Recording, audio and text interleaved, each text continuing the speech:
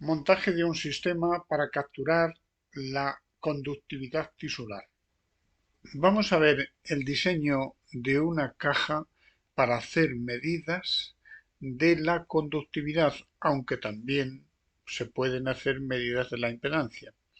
Pero lo que importa ahora es la conductividad de los tejidos.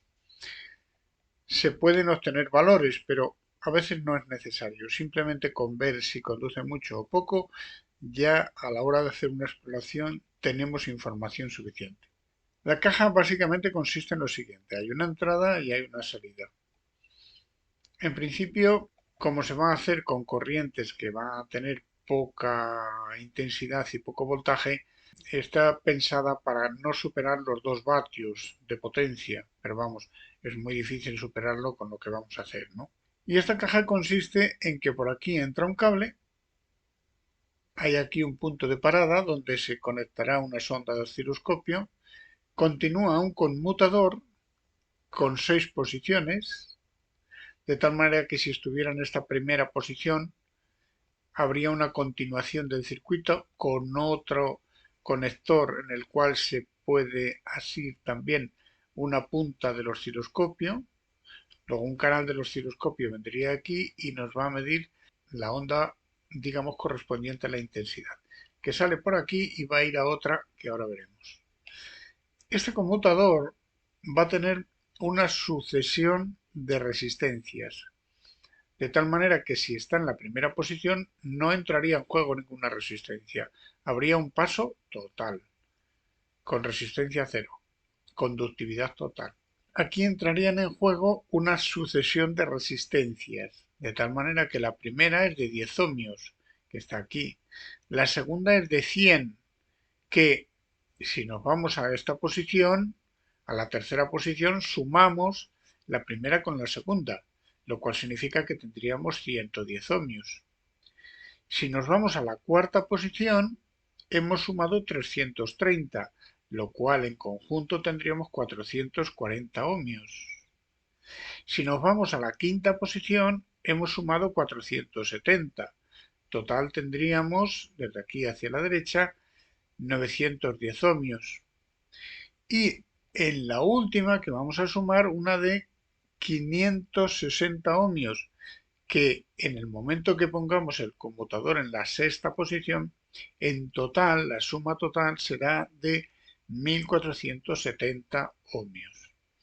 Entonces, esto nos va a permitir obtener varias escalas y distintas sensibilidades. De forma que, si lo ponemos en la primera, no nos detectará ninguna onda, porque el paso es continuo, la resistencia es cero y el osciloscopio va a decir que por ahí no, como si no pasara energía, porque claro, no hay diferencia potencial entre estos dos extremos. En el momento que ponemos la de 10 es como las cajas habituales que usamos 10 ohmios.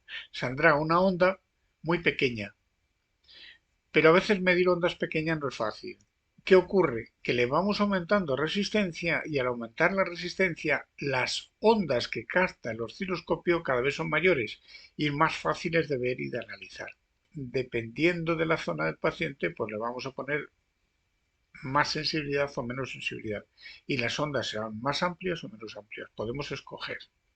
Si queremos saber la impedancia, pues el voltaje obtenido entre este valor de la resistencia correspondiente, dependiendo de la posición en la que estemos. No de estos de aquí, sino del resultante, de la suma. Y podemos obtener los ohmios, pero no importan tanto los ohmios. Digamos que se informa de la resistencia para quien quiera calcular la impedancia y lo puede hacer matemáticamente. Si tomamos referencia de lo que ocurre entre este punto y este punto, eso sería la onda de intensidad. Pero si tomamos con el osciloscopio, con otro canal, la referencia de lo que ocurre entre este punto y este punto, sería la onda de voltaje. Y de ahí podemos calcular impedancias y demás y demás. Pero el objetivo fundamental es solamente ver la onda de intensidad y ver, dependiendo de la zona que exploremos, si pasa mucha energía o pasa poca energía. Lo cual implica que la corriente que se aplique tiene que estar en modo VC, en voltaje constante. Estos cables vendrían a otra que sería una pequeña caja con un pulsador, de tal manera que termina en dos electrodos metálicos cerca uno del otro y al apoyar los dos electrodos metálicos sobre una zona corporal determinada, si la zona está inflamada va a permitir mucho paso de energía y eso significa que vamos a ver las ondas altas. Lo normal es que primero se apoye, se pulsa y mientras esté pulsado pasa la energía. En el momento que soltemos el pulsador ya no circula la energía. Entonces nos permite levantarla de un sitio, apoyarlo en otro y medir en cada zona corporal qué es lo que está ocurriendo. Y esto, más que medir la impedancia, que también se puede medir, normalmente lo que buscamos es la conductividad de los tejidos. ¿Qué tejidos conducen muy bien y qué tejidos conducen peor? Claro, habría que establecer cuál es un poco la media, lo normal. Por eso aquí podemos darle distintas sensibilidades. Y según las sensibilidades, pues luego ver las ondas y analizar las ondas. Normalmente lo que buscamos es que las ondas se vean claramente. Para saber, ¿las ondas cogen altura? Pues es que está circulando mucho. ¿Las ondas son bajitas? Es que está circulando poco. ¿Queremos saber los valores concretos? Pues nos vamos al osciloscopio y le decimos que nos indique el valor. O sea que podemos trabajar con una información cualitativa y cuantitativa, valorando también. En esto va a consistir una primera caja y luego otra segunda caja, pequeña, que quepa en la mano y fácil de manejar. Esta es la esencia del esquema. ¿Qué corriente podemos aplicar aquí? Normalmente debemos aplicar una corriente alterna en VC que no pase de 10 voltios y eso hace que el paciente no la perciba, salvo que en las zonas inflamadas sí que se va a percibir un estímulo eléctrico moderado, suave. Tal vez si la hipersensibilidad es muy elevada se convierta en un poco molesto, pero para eso está el pulsador, para rápidamente detenerlo en caso de que el paciente comente que le molesta. Vamos a ver cómo sería la mecanización de estas cajas y el montaje eléctrico. Comenzamos con la mecanización de la caja principal, donde partimos de esa pequeña plaquita, que es una plaquita que va a hacer de refuerzo y que nos va a permitir colocar bien el conmutador. Para ello le vamos a marcar 3 puntos, el central es donde va a ir el conmutador y en los otros van a ir esos dos conectores donde se conectarán la sonda de osciloscopio. Con un mártil, una madera, un trozo de madera, empezamos a hacer perforaciones con una broca de 4 a 5 milímetros, la de centro, el otro extremo, y esta va a ser la referencia, la guía para hacer agujeros en la caja y ya hemos tomado medida para que tenga una cierta equidistancia.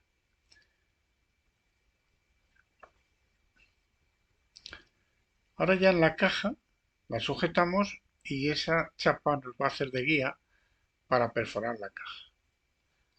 Es una caja negra y para que no se mueva le vamos a colocar un tornillo. No es necesario apretar mucho la tuerca, pero lo dejamos suficientemente sujeto como para que no se desplace, porque a veces las brocas provocan desplazamientos. Lo sujetamos con la mano, hacemos el otro extremo, el otro agujero. Esos agujeros, según los conectores que voy a utilizar, deben de tener 5 milímetros de diámetro. Entonces esas son brocas de 5 milímetros y esos ya quedan tal cual. Vamos a poner también un tornillo en el otro agujero porque el agujero de centro es importante. Es de 10 milímetros y tenemos que hacerlo con cuidado. Cuando se trabaja con el plástico hay que tener cuidado. Primero lo marcamos con un agujero pequeño y hay que irlo ampliando hasta conseguir 10 milímetros. No conviene que pasemos directamente a los 10 milímetros de repente. Una cosa muy importante para luego saber cómo volver a recolocar la placa es marcarla. Entonces le vamos a decir que esta es la parte izquierda, según está en la caja y según miramos dentro de la caja, y esa es la parte derecha, para no cometer errores.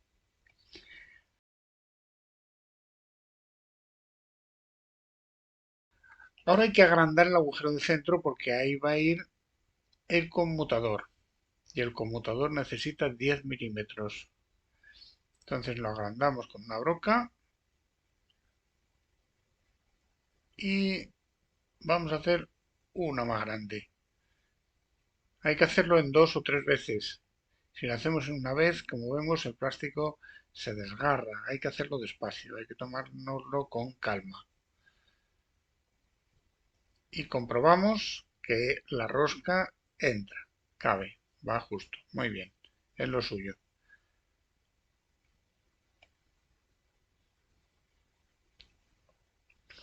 Este va a ser el montaje. Lo que pasa es que falta la caja, por colocar ahí la caja. Pero digamos que esa rosca tiene que quedar un poco separada.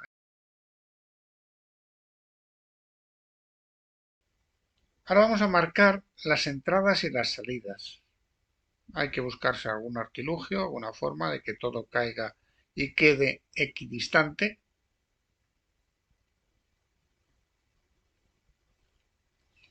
El movimiento del foco de la cámara pues no es muy bueno, tampoco quien graba es muy hábil, entonces en las próximas tomas hay que cambiar de cámara que graba y de quien graba. Estos agujeros, y cuidado no meter la mano ahí dentro, porque la broca se cuela bruscamente, nunca meter las manos dentro, los dedos fuera de la caja, mucho cuidado con esto, hay que trabajar con cuidado.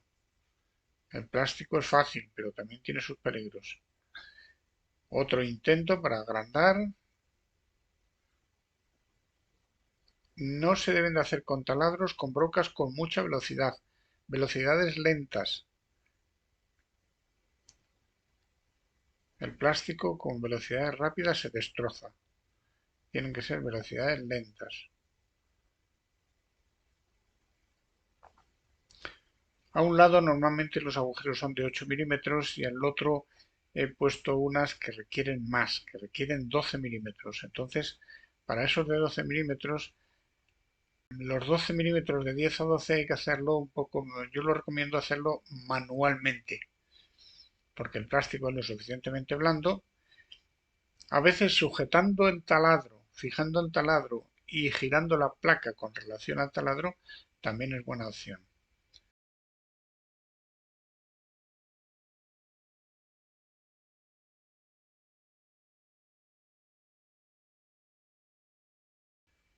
No cabe, hay que retocarlo.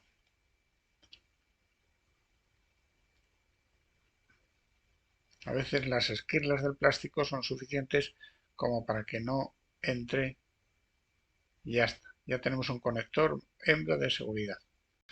Montaje eléctrico. Lo primero que hay que hacer es, sobre todo, medir las resistencias con detalle para elegir cuál es la más afinada justo al valor que necesitamos, sobre todo con 10 ohmios, con la de 10 ohmios. Entonces, siempre hay algunas pequeñas diferencias y es bueno hacer una medida y la que más se ajuste a los 10 ohmios, esa es la que tomamos como buena. Las otras ya no es tan importante, pero esta de 10 ohmios sí, porque va a sustituir a las cajas de prácticas estándar. Las soldaduras, la parte de las soldaduras, hice varias soldaduras. Y esta, de hecho, es la segunda, porque estropeé el primer mando giratorio, el primer conmutador lo estropeé por exceso de calor. Entonces, al final decidí utilizar una especie de estrella con alambres, porque hay que tener mucho cuidado con no tener tiempo, mucho tiempo, el soldador ahí puesto, porque entonces el plástico se ablanda y se estropea. Con esta estrella, esta especie de estrella, luego utilizando las resistencias entre alambre y alambre, conseguí hacerlo, porque en el primer intento iban directamente las resistencias, pero en una de las soldaduras estropeé el mando. Aquí vamos avanzando, poco a poco, hay que tener cuidadito. Hay que sujetar con un alicate para que el alicate absorba el calor. Y no hay que soltarlo inmediatamente, hay que soltarlo después de un rato, porque si no, el peso del alambre cae y como está todavía líquido el estaño, pues se deforma. Este es el resultado que hice en el segundo intento. Por un lado es más ancho, pero bueno, la caja tiene capacidad suficiente como para albergarlo. Los cables se deben ir soldando desde el principio, hay que recomponerlos desde el principio.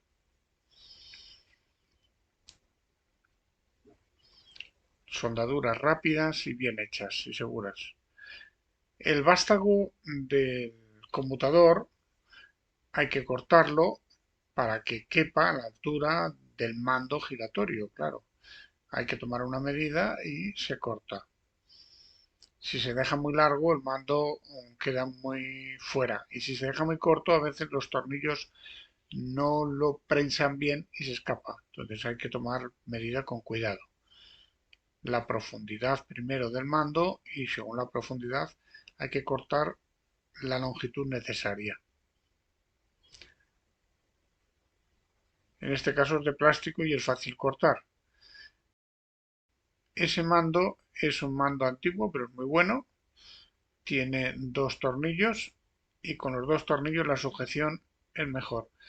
Hay que fijarlo bien teniendo en cuenta los giros, el arco de giro. Entonces el primer punto lo dejo apuntando justo a un conector. Luego hay que seguir armando la caja, poniendo tornillos con los conectores de entrada y de salida. Los tornillos son de 4 milímetros, las tuercas también. Se suele utilizar, bueno, no se suele, se utiliza la llave de 7 para apretarlos. Hay que apretarlos no excesivamente, pero sí suficiente como para que no se escape. Y ese es el aspecto de la caja como ha quedado después de conectar las entradas, las salidas y las dos tomas para las ondas de osciloscopio.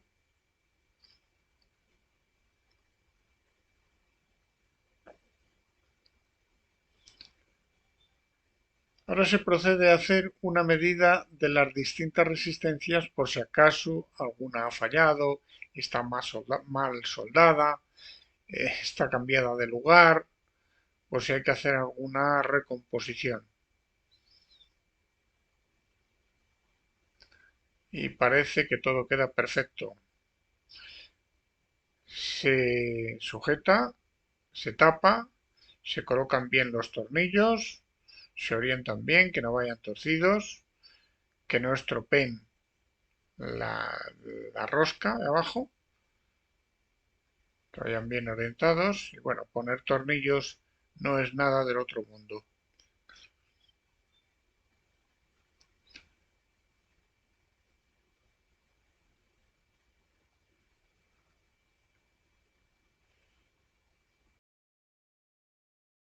Ahí tenemos las entradas con conectores para las ondas de voltaje y aquí tenemos los dos conectores para la onda de intensidad y las salidas. Las salidas son de seguridad. Es conveniente limpiar eso un poco de tanto toquetearlo, pues porque siempre queda grasa y ahora se va a escribir. Hay que marcar cada punto donde queda.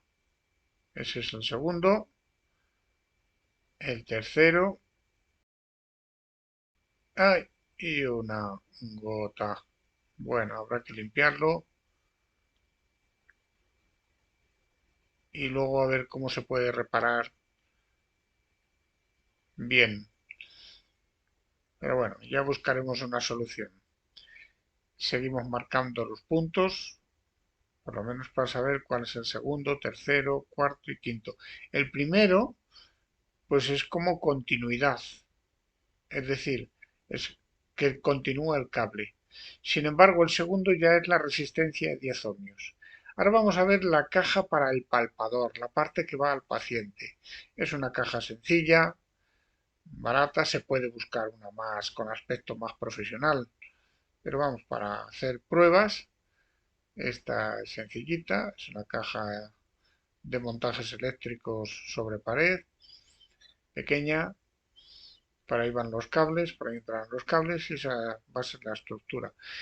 En el fondo he decidido ponerle un refuerzo, pues porque la caja es muy elástica, muy blanda, entonces le ponemos un refuerzo.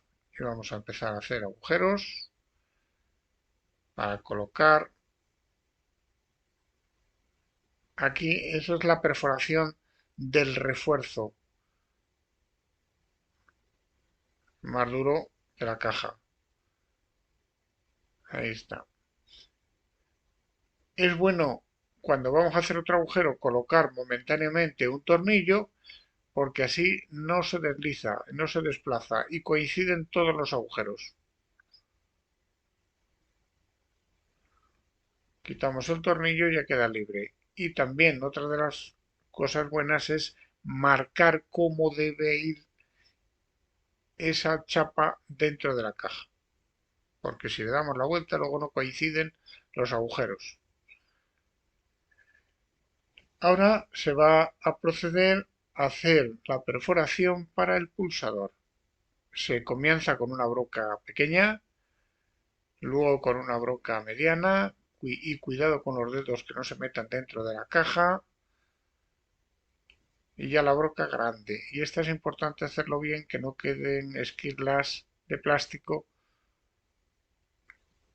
y se profundiza un poco en la madera, que quede bien. Por ahí van a entrar los cables. Cuidado con los dedos que puedan entrar dentro de la caja. Esto es un conector Faston porque este se va a destinar a conectar sobre el pulsador, porque si se anda soldando sobre el pulsador es muy probable que se derrita el plástico y se estropee el pulsador. Entonces, estos son conectores de presión que es recomendable utilizarlos. Esta es la parte que irá a al paciente, al contactor del paciente, al palpador. A ver, porque a veces hay que tener cuidado con estas soldaduras, porque a veces el plástico no deja soldar bien y hay que repasarlas. Se recoloca esa chapa de fondo para reforzar el conjunto y que no sea elástico y que soporte bien la presión de los tornillos. Ahí lleva uno. Esa es una zona de acero inoxidable de palpación. Ahora se coloca el pulsador, se le pone una arandela de presión más una tuerca. Esa tuerca, pues a veces con apretarla con la mano es suficiente, pero bueno, con una llave inglesa o llave fija se le puede dar un apretoncito. No es necesario mucho, porque ese no tiene que soportar fuerzas de giro, simplemente de presión. Y ahí tiene los conectores. En esos conectores yo recomiendo no andar soldando. Y si se suelda hay que hacerlo rápido. Entonces con los conectores Faston es suficiente. Y aquí ahora se conecta el otro. Y ahí entre esos dos contactos se apoyarán en el paciente y es donde se va a medir la conductividad. Ahí se conecta el otro Faston que quedaba con paciencia y aquí lo tenemos ya casi preparado. Y con esa tapa ya tenemos la caja con una cierta consistencia. Apoyo para medir conductividad y cada vez que se apoya se presiona el pulsador.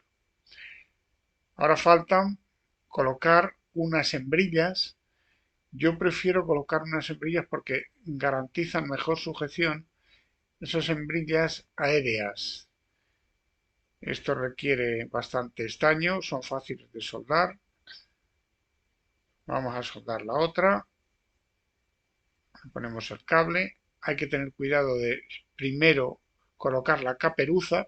Si no colocamos la caperuza, luego tenemos que volver a desoldar. Hay que echar bastante estaño.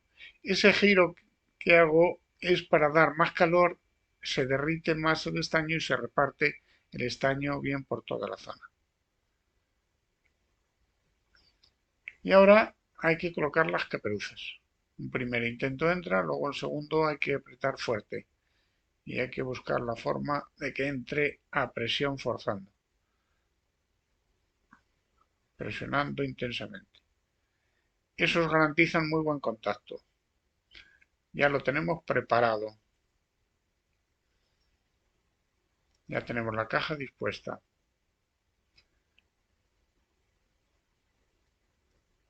Esta es la parte que va al paciente. Y luego tenemos la parte que se interpone entre el estimulador y el paciente. ¿Qué estoy haciendo ahora? Estoy haciendo un tope para que no salgan los cables más de lo normal y no sufran los contactos. Entonces, con una simple brida, que yo le doy 2 vueltas, cuesta un poco más de lo normal, justo ahí donde yo marqué, presiono y ya el cable ya no sale de ahí. Con una vuelta que se dé es suficiente. Me gusta dar 2, pero cuesta a veces la brida, se pone rebelde y no se deja trabajar bien, ¿no? Se sitúan bien en el punto de marcar y ya están las dos a la misma distancia. Se tapa la caja y ya lo tenemos preparado y terminado, dispuesto para ser usado. Este conjunto, pues van el estimulador, la otra caja intermedia, que es donde se conectan las sondas del osciloscopio para tomar medidas, como vemos aquí, y al final con 2 cables desde la caja de tomar medidas terminan en la caja de palpación. Y ese es el conjunto. Y yo ahí, después de hacer las mediciones, he anotado en la caja cuáles son los valores, porque a veces contando con esos valores, si yo hago una división, puedo calcular intensidades con precisión. Es importante tener información de esos valores, no siempre son necesarios. A veces con la información cualitativa de cuánto suben y bajan las ondas es suficiente, no es necesario valores concretos.